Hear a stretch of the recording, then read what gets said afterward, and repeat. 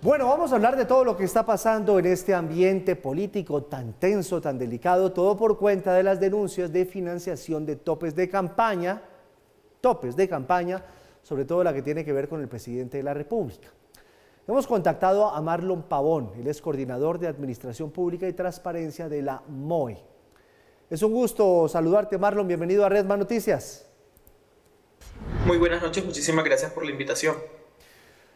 Marlon, tenemos varias dudas después de las denuncias que ha hecho el senador Benedetti, ex embajador, y quien hacía parte del gobierno de Gustavo Petro y fue clave en su campaña. Preguntas puntuales, Marlon. Cuando un candidato contrata aviones o contrata buses para transportar gente a sus actividades de campaña, ¿eso se tiene que reportar al Consejo Nacional Electoral? Claro que sí, cualquier tipo de gasto que se presente durante un ejercicio de una campaña electoral debe ser reportado, sean buses, sean aviones, cualquier tipo de gasto. Esto debe ser entendido como transporte. Entonces, es información que debe ser reportada a través del aplicativo Cuentas Claras, que debe estar registrado en todos los libros de contabilidad y que debe ser revisada y supervisada por el Consejo Nacional Electoral.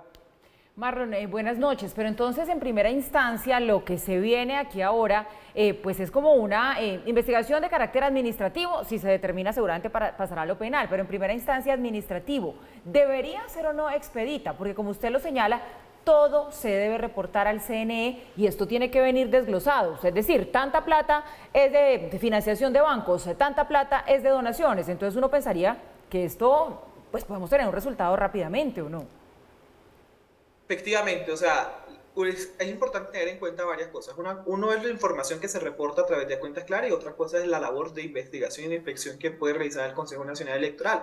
El Consejo Nacional Electoral puede determinar si la información reportada realmente en Cuentas Claras no es consistente, si existen algún tipo de irregularidades en la información, si hay información contable que no está reportada en esta aplicación que es de acceso público, entonces ahí entraría el Consejo Nacional Electoral a determinar pruebas para poder recolectar esa información. Entonces, la información que está reportada en este aplicativo debe entrar a ser inspeccionada y contrastada con otras fuentes de investigación y de información que determine el Consejo Nacional Electoral.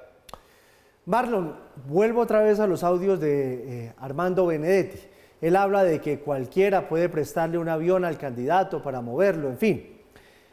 Eso tiene que quedar tal cual con factura y se lo pregunto muy como lo podríamos entender los ciudadanos normales. Si a mí me prestan un avión, tengo que reportar al Consejo Nacional Electoral, me prestó un avión fulanito de tal, cuyo costo es tal o cuyo valor es cero porque es un donativo y ese donativo equivale a tanta plata.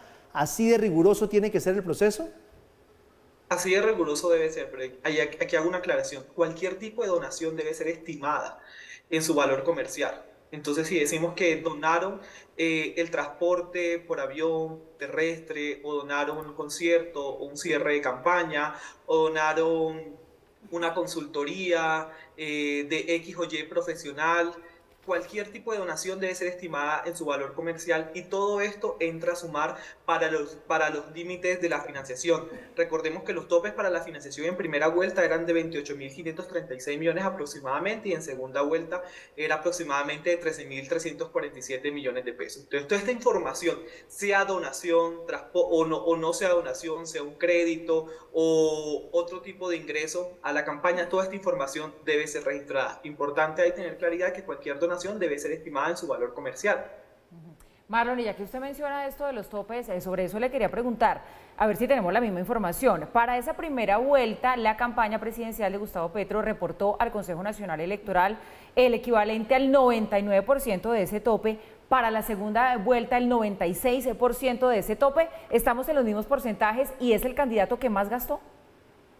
Exactamente, para primera vuelta, las contribuciones o el reporte, más bien el reporte de la financiación de campaña por parte del actual presidente Gustavo Petro estuvo casi por el 99% y seguido de Federico Gutiérrez que estuvo por el 98% en primera vuelta y en segunda vuelta evidentemente sobre el 96%.